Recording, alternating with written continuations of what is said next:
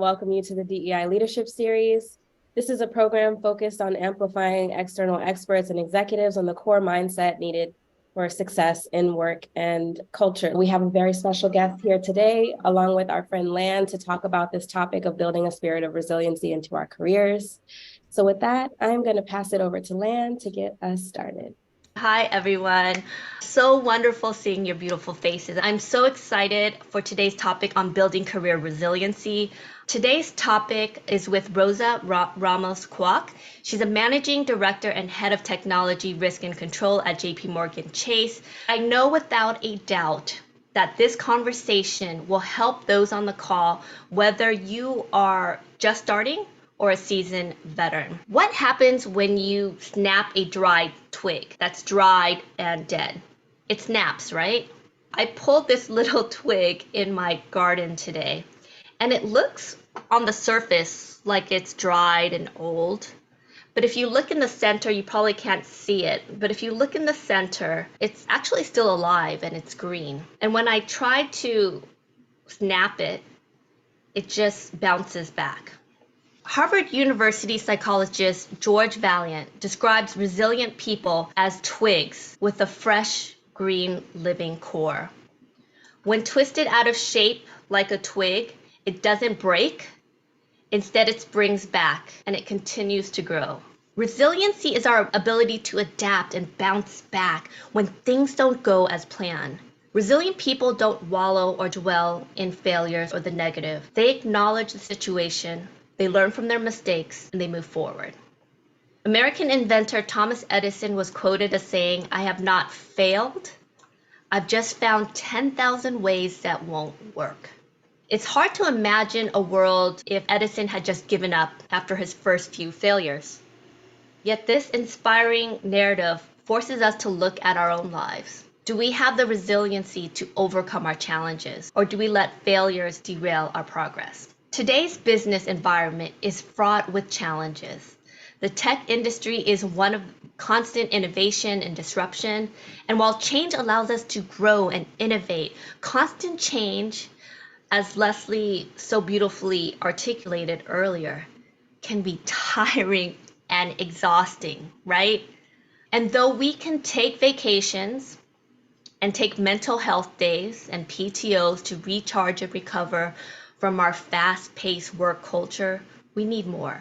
There's a Chinese proverb that goes, "The wise adapt themselves to the circumstances as water models itself to the pitcher." In our careers, resiliency, along with rest and reward, helps us manage and motivate ourselves through challenging and arduous times. In today's talk, we're going to hear from Rosa Ramos Kwok about her experience building her career and her personal resiliency. But before we begin, in the comments, please type in what your definition of resiliency is. I told you mine. What's your definition of resiliency? Resiliency is persevering, picking yourself up again, the ability to respond to force, getting back to balance in adversity, continuing to move forward despite challenges and feedback. I'm excited to introduce our guest today. We have Rosa Ramos Kwok of JPMorgan Chase. Rosa has risen at the top of numerous Fortune 100 financial institutions. She currently serves as a managing director, head of technology risk and control at JPMorgan Chase. Before this, she was a chief technology officer at Bank of America and managing director at Morgan Stanley. She has been identified as one of the top 10 female engineers in the US by Business Insider and one of the top 50 Latinas in corporate America. She graduated cum laude at NYU and attended Bronx High School, one of the rare native-born New Yorkers. Drum roll, without further ado, welcome, Rosa. I am thrilled to be here spending some time with all of you. You spoke last year, and before I dig into the resiliency questions, I'm going to ask a question that's interrelated because I think there's a through line and a connection. Beyond your amazing CV, could you reintroduce yourself? Like, you have such a powerful story beyond your work, just in terms of how you grew up. When you were last here, you told us about your upbringing and how proud you were of where you started, your humble beginnings. What did you mean by this, and why is it essential for us to embrace who we are just as people, as individuals? I'm so proud of my family, the sacrifices that my family made. So I think most of you recall, I define myself as an immigrant. I came to the United States at the age of 2 with my parents and siblings. I didn't speak any English. We moved into a very Hispanic neighborhood in the Heights, and not the Lin-Manuel Miranda in the Heights, like the top Heights, okay? And just learned to adapt to a new way of being that was very different from what my parents knew. Thrived in schools really based on my own will to succeed, my work ethic, the immigrant work ethic, which is alive and well, and I'm very proud of. And then the hopes and dreams of my parents and our communities. And I think that that's so important. And so that's what led me to go to Bronx Science. That's what led me to go to NYU. That's what led me to apply to a training program at Morgan Stanley and learn technology, and then have all these different roles in tech and rise and be the first Hispanic, the first Latina promoted to MD in tech at Morgan Stanley. That is something that I'm extremely proud of. And then doing the same type of thing and thriving in 2 other huge financial services firms, and Bank of America and JPMorgan Chase. So I think for me, my career is personal, and it's personal because it's a story of sacrifice and then that grit, that desire. And I put this in my post for, if any of you follow me on LinkedIn, for International Women's Day. Dream it, see it, be it, celebrate it. We're chatting before everyone came about how you made me cry because Rosa posted for International Women's Day. She was part of a series of other leaders at JPMorgan Chase where they wrote a letter to their daughter. And it was so powerful. If you have a chance, please watch it. I'll see my ugly cry, but you know what? I'm owning it, because if you don't care about something, does it really matter? Right? And how do you show that you care? It has to mean something to you, right? And whether that's family or your craft, right? Showing how much you care is okay. I love that. So your story is really a story of resilience and coming to the United States, not being able to speak English and just being able to get where you are takes a lot of grit, hustle, resiliency. As leaders, we have to be ready for change, whether that's a planned initiative, a volatile industry, or any type of unexpected situation. Looking back at the past 3 years, you have supply chain issues, social unrest, and now we have a faltering economy. Resiliency has gained greater importance and urgency for companies. As a leader, how would you define resiliency, and how vital is resiliency in coping with change, difficult circumstances, and facing the unknown?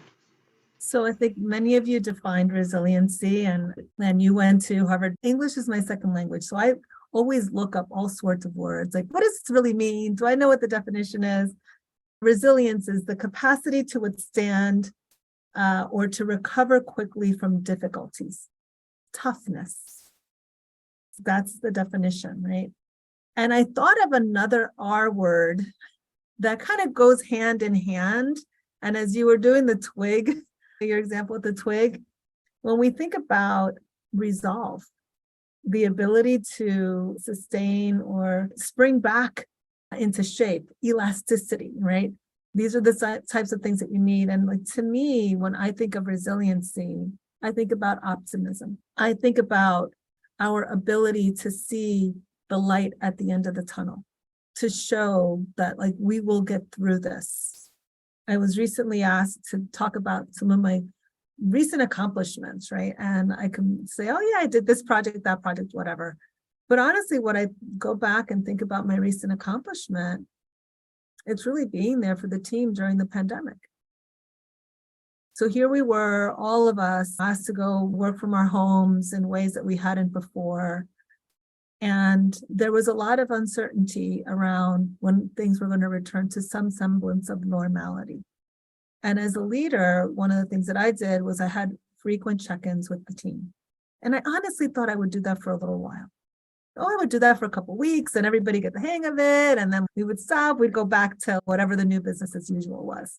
And so I took a pulse check of the team and I said, should we continue these sessions or not? And they resoundingly said yes. As leaders, one of the most important things that we could do is communicate what we know, what we don't know, and make it okay to create an environment and a culture where someone can say, I don't understand, or I don't know what's happening. Can you help me through this?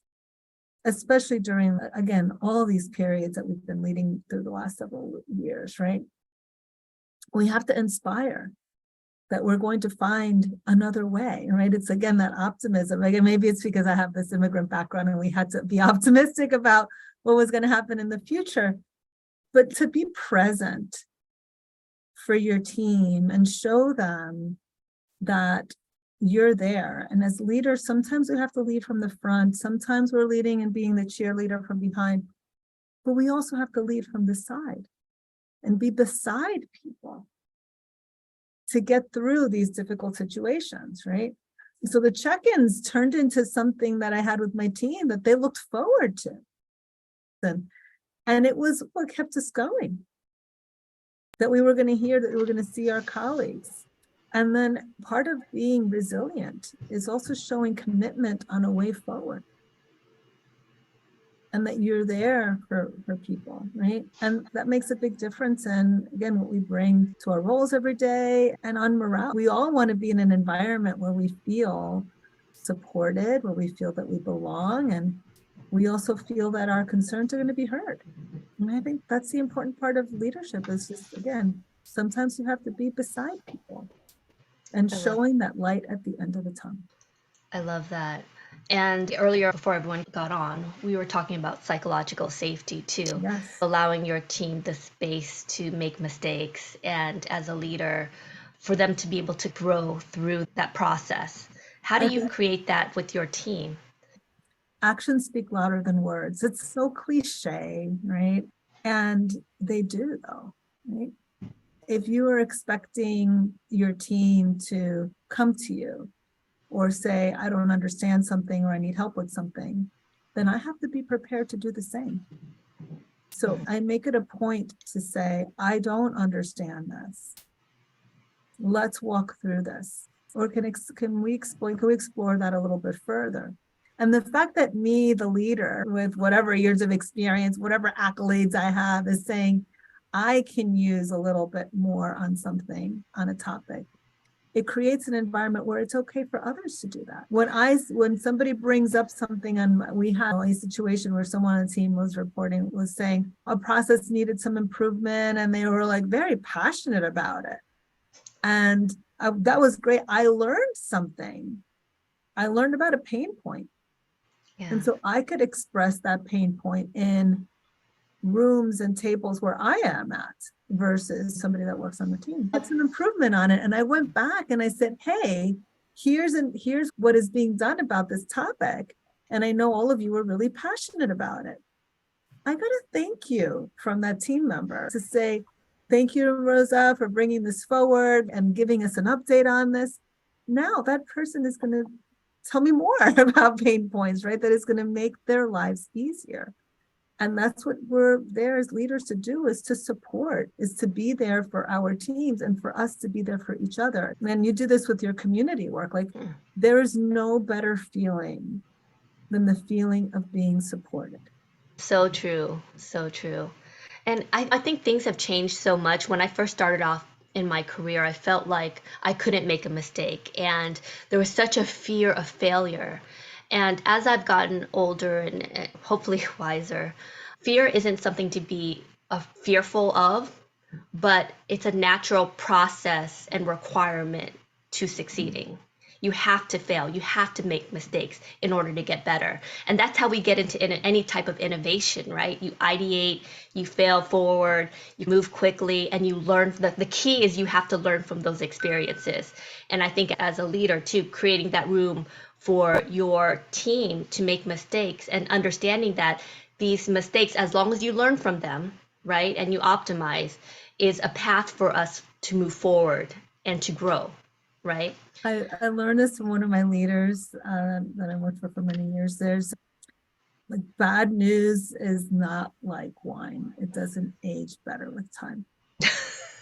Transparent. That's true. That's not my quote, but it's like such a good one, right?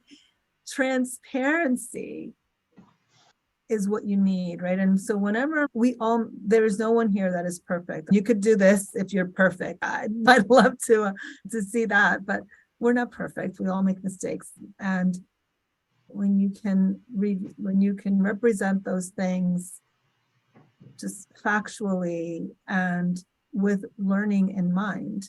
And as a leader, when you could accept that as just, okay, and what are we going to do? What have we learned? What could we do better going forward? What we could do differently going forward, even, right? Because we're all just a huge learning organization. We learn from each other. Again, that's when you have high-performing teams. So next follow-up question to that is, does the definition shift if you're a woman of color, especially in tech and fintech? You've been at so many tables where you've probably been the only. I know I've had that in my experience. And there was a saying with my peers who were of women of color who've gotten to a specific part in their career, senior executives, where the saying was, we had to work twice as hard for half the pay. Do you think in terms of resiliency, that there's a shift if you're a woman of color? I thought a lot about this question, and I thought a lot about my upbringing and some of the things that I had to encounter growing up in, as I like to say, in the hood, as a brown girl with curly hair and English as a second language. And there were many in circles that I operated in, even growing up, that didn't think that I would amount to anything at all. Like, they were just like, you're just another statistic. To me, that was fuel. That was motivation. And we have all had doubters in our lives. And it doesn't matter who you are, where you're from, what you look like. Somebody has probably doubted your capabilities. Again, maybe the eternal optimist, the eternal I always have hope, that is fuel. And maybe part of that, Lan, is like the proving them wrong, is the I can do this. I just worked on a big project, and I just got a really nice thank you just this morning from a senior leader here. I worked hard with my team on it. What I worked really hard on was to make sure that we had transparency, that everybody understood the issues, that there were no surprises. That took a lot of effort. It was my first big thing in this role, a relatively new role that I have, right? This was a big deal for me. I always feel like I have to earn my keep every day. And that's like the drive that you have, right? You have to do it. But when you have it, it's so gratifying. Yeah. One of my sayings was always, success is the best revenge. Yes, absolutely. Absolutely. But I love that what you just said, that use it as fuel, right? Yes. People who doubt you, whatnot, use that as fuel. And the first thing that I did when I had received that thank you is send it back to the two leaders on my team that were there with me every step of the way. And I'm like, I'm sharing this. Sharing is caring, because I didn't do that work on my own. That is another important part of like leadership and building resiliency, and that resolve and that will, that camaraderie to continue through on tough times, which is share it. When things go bad, we want to share that. And when things are great, we want to share that. It's like cashing in on what you've built. This type of resiliency in teams, you don't build it overnight. You build it over time. Because over time you are earning trust. It is my responsibility to build trust with my team. I have to earn that. I have to show up. I have to be there. I have to earn that every single day. And then when the going gets tough, that's when it's going to pay off. Love that. I love that you also recognize your teams, that this win, some leaders will just take all the recognition, right? And I remember one of my mentors told me that a true leader is the first to take blame when things go wrong and the first to give out recognition when things go right, right? And you definitely epitomize that. How have you developed and maintained resiliency throughout your career, from your humble beginnings to where you're at right now? And how has it impacted your career success? So I'm a very big believer in faith. I am my mother's daughter. Yeah. She always put faith ahead of everything and like that hope. And I think many immigrants have that in common because you had to have that, right?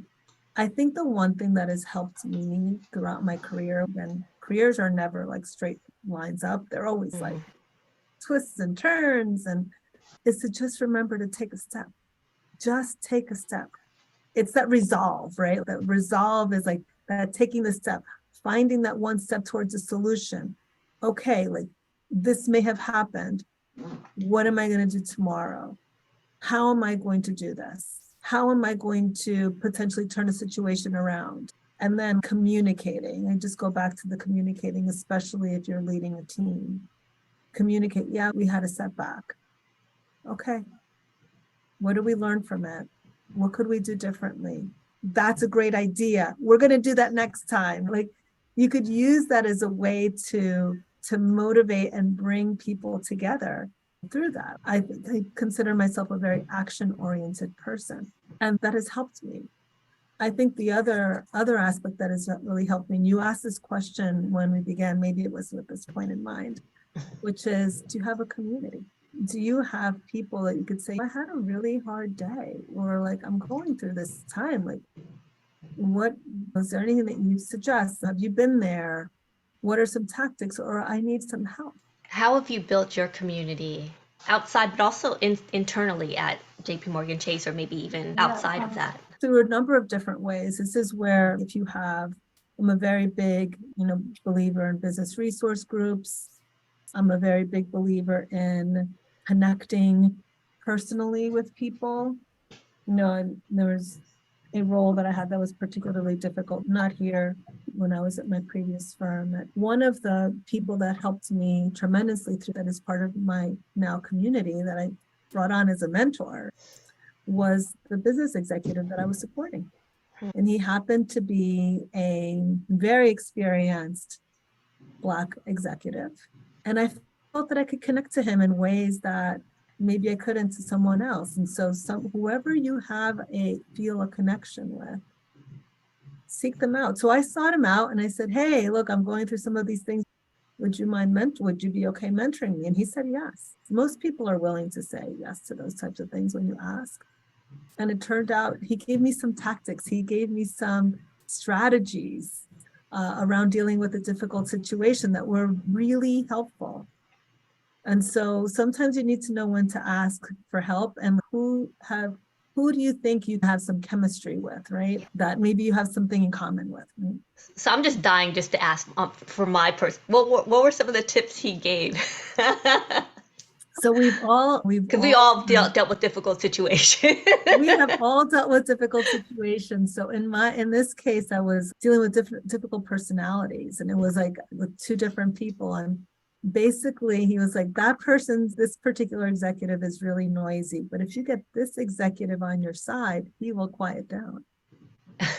So I was like putting my efforts in the noisy one, right? When I should have been putting my efforts somewhere else, because that was going to have that influence. So I didn't know the little behind the scenes type of thing around their personal dynamics, which he had insight to because he was more senior, right? That was really helpful, right?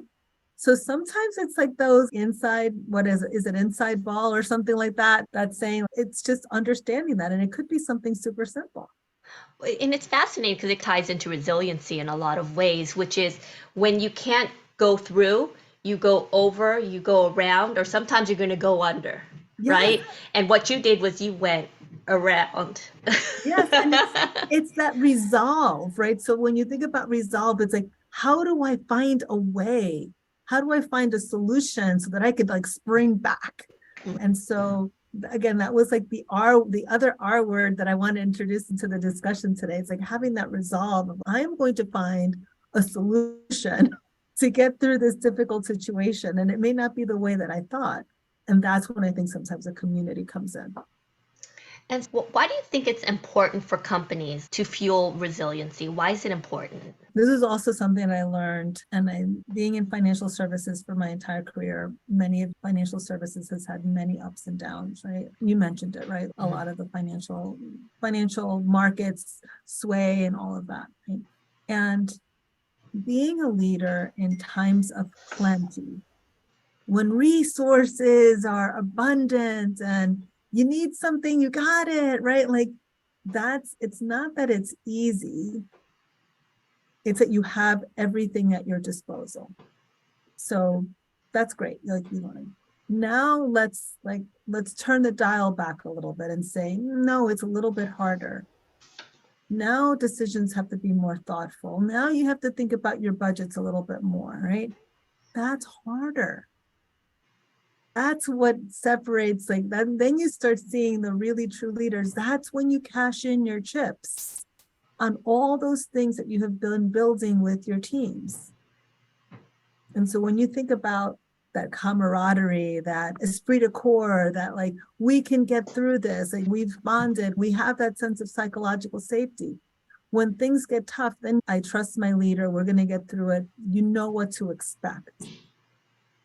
And so you can handle those situations a little bit better, right? With a little bit more resolve, looking for those solutions.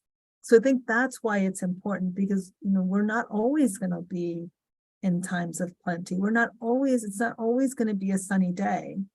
But as leaders, we have to show that the sunny days will come through us getting through it together, through us working together. And I think that's important. And that's what stands the test of time, right? So, and we want our organizations to be around for a long time. Yes. And people don't talk about it much, but there's so much power in hope, the belief in that there is a better day. And it can seem so overwhelming when you're looking at everything in totality, especially what's going on right now with all of these mass layoffs at these companies. And you see the economy faltering, and it's easy to just get absorbed into those emotions, right?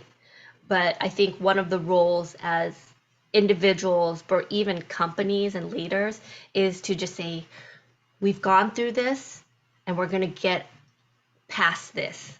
And there is a better day that's going to come, and it will come. We're going to survive this. Yeah. Like just it's that light at the end of the tunnel. And I think the other thing too is like focusing on what is within your control. I can't control the markets. I can't control the health situation. I can't control the weather. I can't control natural disaster. I can't control any of that. I can't control how I am and how I show up every day, how I'm there for people. I can control how I communicate with transparency, and you focus on those things. I can control being there for people when they need it, right? So thinking about controlling the controllable, because I think that's such a valuable tool, especially as we look at individuals and like career resiliency, right? I'm just amazed at your career trajectory and the roles you've had at all of these major Fortune 100 brands, which is difficult for anyone, right? I think there's a lot of fear in terms of people being displaced because technology is moving at such a rapid pace, right? You have AI taking over, and if you're a copywriter, be scared. We have ChatGPT. So what are like how important was upskilling for you to get into technology and to getting where you are at right now? Did you know you were going to get into technology when you were in undergrad or grad? Or No, I love learning, and I am a very curious person. So it's one of the things that I just love doing. I love exploring. I just love learning about different aspects of tech. And I think also you have to think about what skills are that you have that are transferable. So when we think about, oh, ChatGPT is taking over, I'm not even have to write code anymore because it's going to give me beautiful written code and all of those things. Yes, that may be true, but you still have to put it all together. You still have to build an application. You still have to figure out what the user experience is going to be. What is the market for all of this, right? There's so many things that we as humans still need to bring to the table. So again, focus on what you can control and focus on that. And I know for myself, I've always been willing to try something new. So whether that was, I started out as an application developer, learning how to code, and then I'm like, I'll try infrastructure.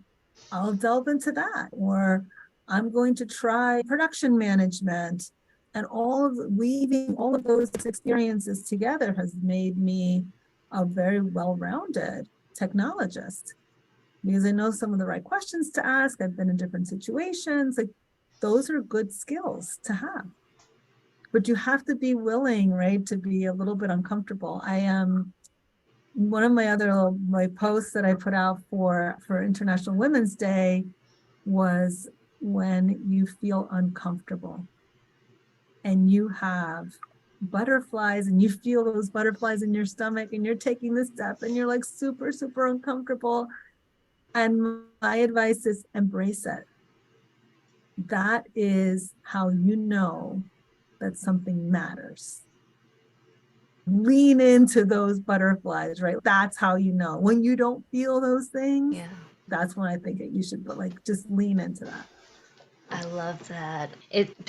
We had a talk in January and we were talking about the growth zone. And when you're in your comfort zone, it's so safe. And I really know this is my area of expertise. And going outside of it into the learning zone and the growth zone is scary, because I'm not a subject matter expert on this, right?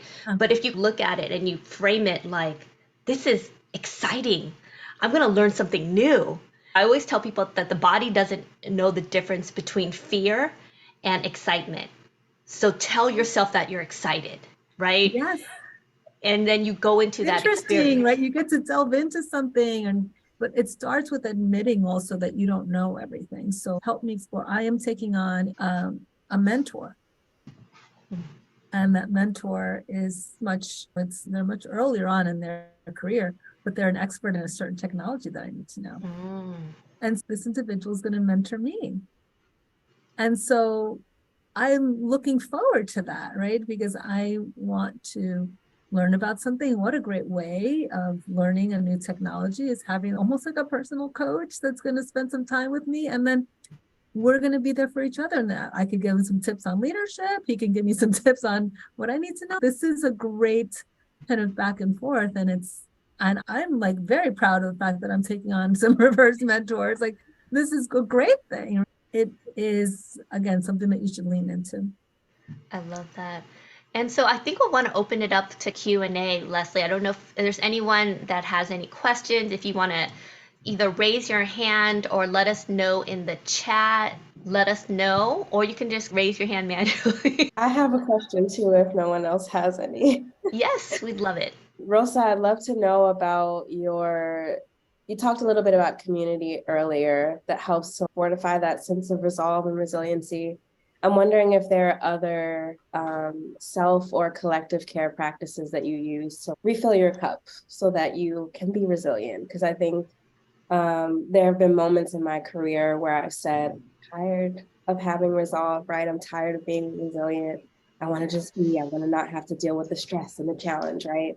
And I'm trying to learn about all the different care practices that can help to reframe that thinking. So I'd love to know if there are particular practices that you have for self-care. Yeah, I have maybe one piece of advice here is that, and this is very individual to everyone, like, just make sure that you have something in your life that brings you like real joy, that like literally makes you smile, that makes you feel fulfilled, right? I really enjoy mentoring and I love giving back, right? And I warned you, Len, that I may cry. I gave a talk a number of years ago. It's on YouTube, you can see it, but it was a little bit about my story, right?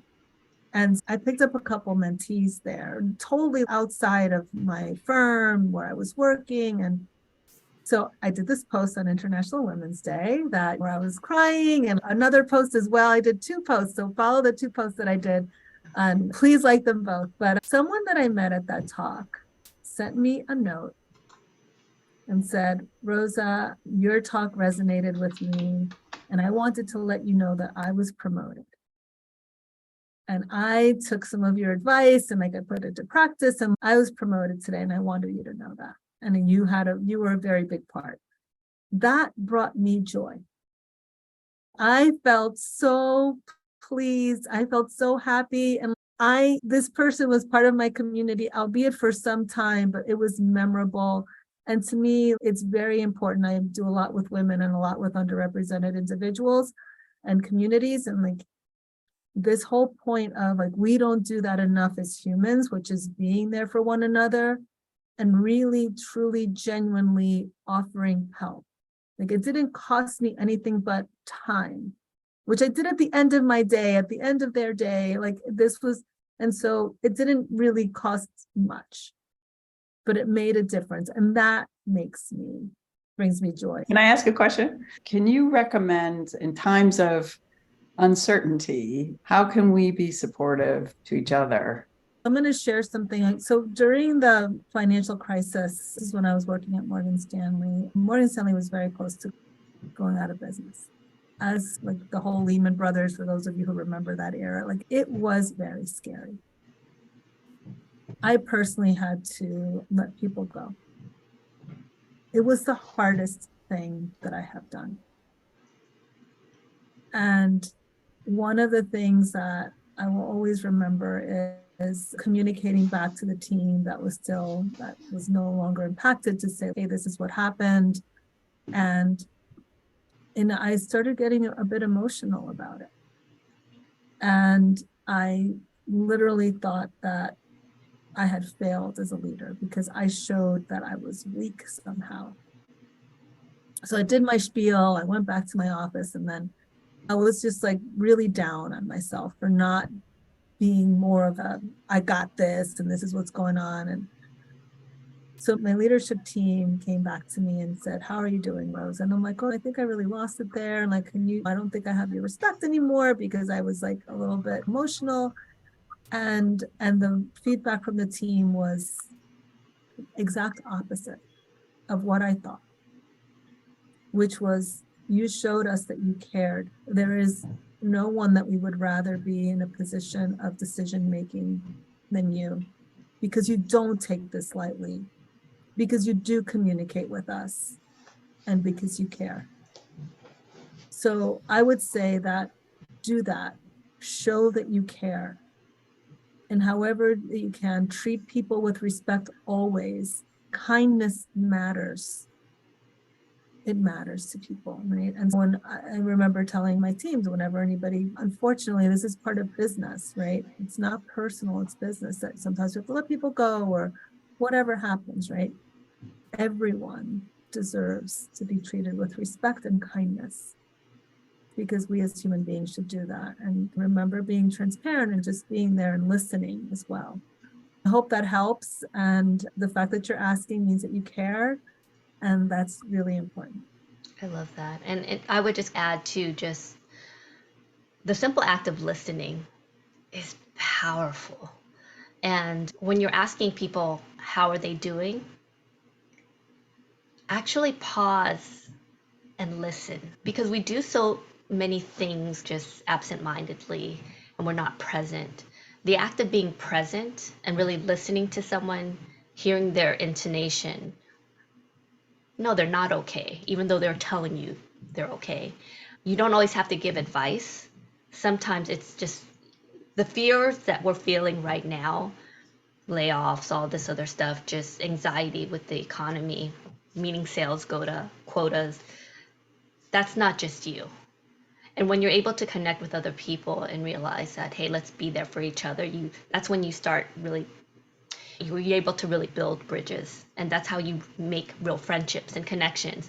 And we tend to forget that the same things that build trust with your best friends and your friends at home or your families or the PTA moms or whatever it is the same type of things you need at work. But we forget to be human in the four walls. We're this corporate land, corporate Rosa. But obviously, when Rosa showed her emotion, this is her authentic self. Like for me, it took me years to become my authentic self, right? Corporate land, you would not recognize corporate land right now. So part of being yourself and being comfortable in your skin with your scars and your flaws is what makes you who you are, and people can sense that. Like I knew when I first talked to Rosa, I was like, we're gonna be friends, because just the genuineness comes out. And she's the type of person you would make friends with in the community or at school or wherever as you would in the corporate offices. And we forget that we're people. So I think just when you mentioned this when we were catching up right before, is like that ability to show that you are vulnerable, that you are, that you're human is so important. Right? Yeah. Like that's just, I can't emphasize that enough, and it means something to people. Right? And again, you don't know when you're going to need to cash in on things. And so I would just encourage you to be there, because you don't know when you have to tap into those reserves, tap into those relationships that you need, and just be there for people and listen And intently. I think it's so important too, because the way you're framing it is not transactional. I think people, especially younger people, when they hear networking, it's like, ah, that's so icky, right? But networking is really about building relationships. It's about connecting with people. It's about helping people. I'm like, Rosa, can you make this call? You're like, yeah, I'll do it. But you build those relationships, right? And so one of the things for the folks who are on this call is, don't forget to build your personal brand as well on LinkedIn, communicating your thoughts, your ideas. Because what I see time again is that people are like, oh, I'm too busy to build my personal brand or to network and connect with people and to go to this conference or learn more because I'm just so busy with my work. And then layoffs happen and it's like, where's my community? No one knows who I am on LinkedIn. And you have to do those things while times are good. You have to do it consistently, because it's not emergency happens and I could just call up like my high school friend that I hadn't talked to for 20 years. That doesn't happen, right? You talk to the people who you've had those connections with recently, and it's the same thing professionally as it is being a good person. 1000% agree, right? Yeah. 1000% agree. And do this with your teams. Like, earn trust every day. Earn the right to keep your seat. I always tell my team, I felt like I earned my keep today. Did I earn my keep today? Did I do the right thing? Did I earn the right to be here? And I love that. And that might be your answer to my next question is, as we wrap up, what's the most important lesson that they should know that will transform their career moving forward? I wrote a couple of things. It's just, you are all resilient. You are all resilient. Remind yourself that you have the resolve to find the way. You have the grit to continue doing what you're doing, and share, care, believe, have faith, and be honest. And one really small thing, when it's appropriate, smile. Like they say, remember to smell the roses along your path and your journey. We are all very fortunate in many different ways, in our own unique ways, whether that is great health, great colleagues, a great role, healthcare, all these things that sometimes we take for granted. when you can, smile. I guarantee you it'll make somebody's day, and it will make you feel better too. Thank you so much, Lan and Rosa, for sharing just a moving conversation. I felt many moments where I could shed a little tear, and I appreciate having that moment of vulnerability with you all today. We're always riding those waves of highs and lows and twists and turns that requires ultimately a lot of energy to make sure that we're successful in our work and our lives. And sometimes we can hear acknowledgments and see the impacts of our work, but it can be a little bit difficult to continue to find motivation. And so that's when our resiliency comes in. It's less about accepting and bouncing back and more about adapting and to challenging environments in ways that help us to grow and thrive. I know that the community will gain so much from the insights and the experiences that you've shared. And I'm really grateful to those in the audience who showed up for yourselves today to listen to this conversation, whether you're watching it live or maybe watching the recording after. I'm glad that you took the time to pour back into yourselves today. And again, thank you so much for your time today.